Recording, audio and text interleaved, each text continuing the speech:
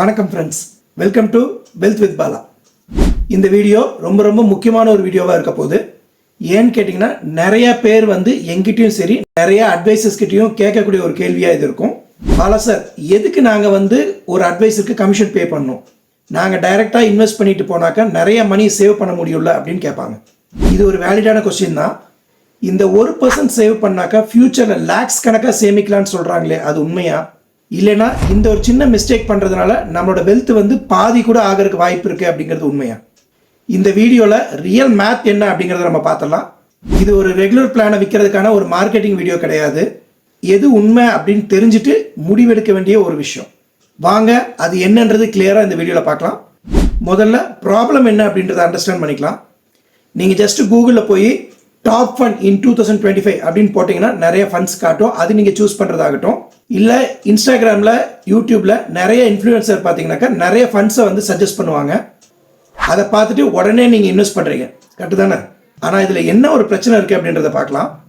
டைரெக்டாக நீங்கள் இன்வெஸ்ட் பண்ணும்போது உங்களுக்கு 2 எனிமீஸ் அப்படிங்கிறது இருப்பாங்க. ஒன்று பார்த்தீங்கன்னா மார்க்கெட் வாலட்டிலிட்டி. மார்க்கெட் அப்படிங்கிறது அப்ஸ் அண்ட் டவுன்ஸ் இருந்துகிட்டே இருக்கும். டவுன் ஆகும்போது கண்டிப்பாக நமக்கு ஒரு பயம் அப்படிங்கிறது இருக்கும். அதே மாதிரி ராங் செலெக்ஷன் ஆஃப் ஃபண்ட் அப்படின்றது.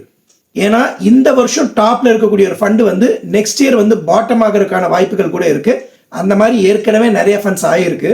இந்த மாதிரி டைரக்டா இன்வெஸ்ட் பண்றவங்க மார்க்கெட் டவுன் ஆகும்போது பயந்து அந்த இன்வெஸ்ட்மெண்ட்டை ஸ்டாப் பண்ணிடுவாங்க, இல்லைன்னா க்ளோஸ் பண்ணிடுவாங்க.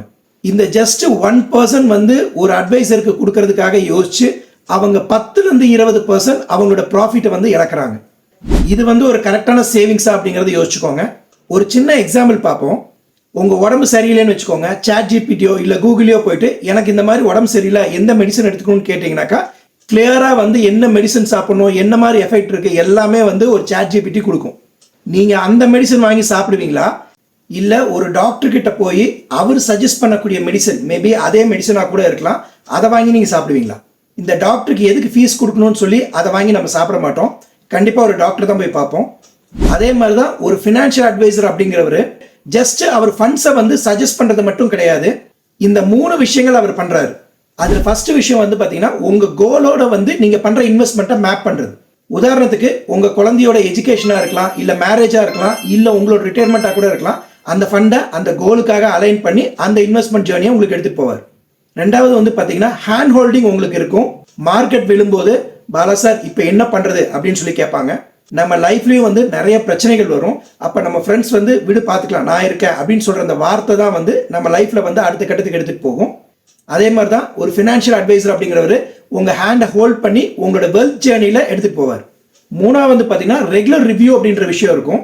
எவ்ரி 6 months ஒன்ஸ் பார்த்தீங்கன்னா உங்க போர்ட்ஃபோலியோவை ரிவ்யூ பண்ணி அதுல ஏதாவது ரீபேலன்ஸ் பண்ண வேண்டியது இருக்கு, ஏதாவது மாற்ற வேண்டியது இருக்குன்னா அது எல்லாமே அவர் பார்த்துக்குவார். சரி, ஒரு சின்ன கணக்கு பார்ப்போம். ரெகுலர் பிளானை பொறுத்த வரைக்கும் 0.5 1% வரைக்கும் கண்டிப்பாக நம்ம எக்ஸ்ட்ரா கொடுக்குறோம், உண்மைதான் அது. பட் ஆனால் அவங்க பண்ணுற ரெகுலர் மானிட்டர் ஆகட்டும், இல்லை ரீபேலன்ஸ் பண்ணுறதாகட்டும், இது மூலமாக ஒரு அட்வைசர் பார்த்தீங்கன்னா 2-3% குறைஞ்சபட்சம் உங்களுக்கு ஆல்ஃபா கிரியேட் பண்ணி கொடுப்பார். அதாவது அதிக லாபம் எடுத்து கொடுக்கறதுக்கான வாய்ப்புகள் இருக்கு. அப்போ நீங்க கொடுக்கக்கூடிய அந்த 1% அப்படிங்கிறது உங்களுக்கு இன்வெஸ்ட்மெண்ட்டாக தான் இருக்குமே தவிர அது எக்ஸ்பென்சஸாக இருக்காது. நீங்க ஒரு வேலைக்கு போறவராக இருக்கலாம், இல்லை பிஸ்னஸ் பண்றவராக இருக்கலாம். உங்களுக்கு ரெகுலராக மார்க்கெட்டை ட்ராக் பண்ணி அதை எப்படி ரீபேலன்ஸ் பண்ணுறதுக்கான வாய்ப்புகள் இல்லாமல் இருக்கலாம். ஆனால் ஒரு அட்வைசர் அப்படிங்கிறது 24/7 அதை மானிட்டர் பண்ணிட்டே இருப்பார். அப்போ நீங்கள் உங்கள் இன்வெஸ்ட்மெண்ட்டை ஒரு எக்ஸ்பர்ட் கையில் கொடுத்துட்டீங்க அப்படின்னா அவங்க என்டையராக அதை பார்த்துக்குவாங்க.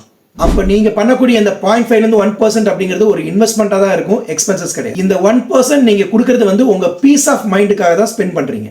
நீங்கள் ஒரு எக்ஸ்பர்ட்டாக இருக்கீங்க, எல்லா எமோஷன்ஸும் உங்களால் ஹேண்டில் பண்ண முடியும் அப்படின்னாக்கா டைரக்ட் பிளான் போறதா உங்களுக்கு பெஸ்ட். இல்ல உங்களுக்கு ஒரு கைடன்ஸ் வேணும், உங்க கோலை சேஃபா நீங்க ரீச் பண்ணணும்னு நினைச்சீங்கன்னா கண்டிப்பா ஒரு அட்வைசரோட சப்போர்ட் உங்களுக்கு தேவை. அதுக்காக நீங்க கொடுக்கக்கூடிய சின்ன கமிஷன் பத்தி நீங்க யோசிக்க வேண்டாம். உங்க லைஃப்ல நீங்க அடைய போற பெரிய விஷயத்தை பத்தி மட்டும் யோசிங்க. உங்க வெல்த் ஜேர்னில நானோ எங்க டீமோ உங்களுக்கு சப்போர்ட் பண்ணும், உங்க போர்ட்ஃபோலியோ மேனேஜ் பண்ணணும் நீங்க நினைச்சீங்க அப்படின்னா கீழே டிஸ்கிரிப்ஷன்ல லிங்க் இருக்கு, அது மூலமா ஃபார்ம் ஃபில் அப் பண்ணுங்க. எங்க டீமே உங்களை கனெக்ட் பண்ணி உங்களுக்கு தேவையான எல்லா பிளானிங்கும் பண்ணி கொடுப்பாங்க. இல்லை வாட்ஸ்அப் மூலமாகவும் நீங்கள் தொடர்பு கொள்ளலாம். கீழே வாட்ஸ்அப் நம்பரும் நான் கொடுத்துருக்கேன். இந்த வீடியோ உங்களுக்கு யூஸ்ஃபுல்லாக இருந்தால் லைக் பண்ணிவிட்டு உங்கள் ஃப்ரெண்ட்ஸ் அண்ட் ஃபேமிலிக்கு ஷேர் பண்ணுங்கள். மறக்காமல் வெல்த் வித் பாலாவை சப்ஸ்கிரைப் பண்ணிக்கோங்க.